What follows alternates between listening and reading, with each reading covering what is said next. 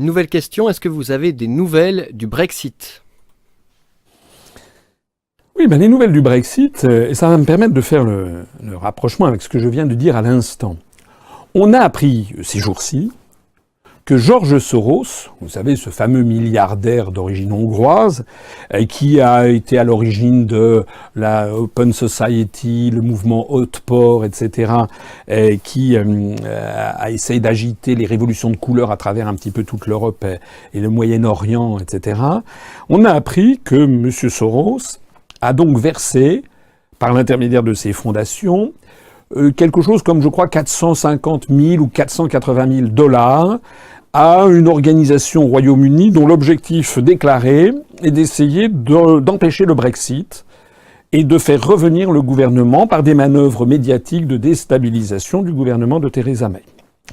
Et quand je dis on a appris, c'est dans le Daily Telegraph, ça a été repris par Courrier International en France.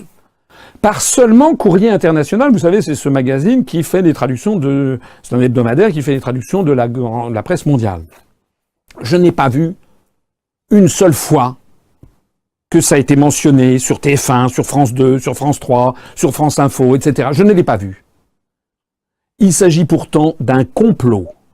Oui, messieurs les journalistes, il s'agit d'un complot. Quelqu'un qui s'appelle M. Soros, qui décide de donner 450 ou 480 000 dollars à une association dont l'objectif est d'empêcher le gouvernement britannique de mener à bien le Brexit en faveur duquel se sont déclarés 52% des électeurs britanniques, c'est une opération de complot, c'est une opération illégale.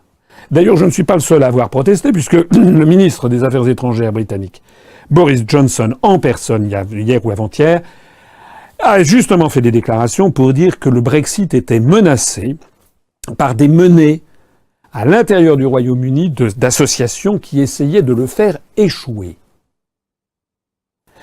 Alors ça, on n'en parle pas. Et ça, si je le dis, il y a des gens qui vont dire « oui, on sait encore du complotisme ». C'est un complot. Allez regarder le Daily Telegraph, allez regarder Courrier International, allez regarder notre dernière revue de presse où nous avons mis, de toute façon vous trouvez tout ça sur Internet.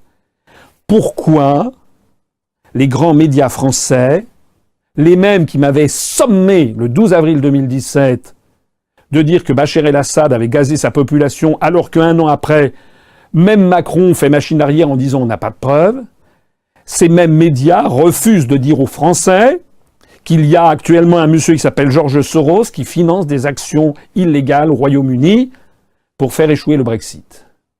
La conclusion, c'est vous qui devez la tirer. Je rappelle de nouveau mon appel solennel que je viens de faire.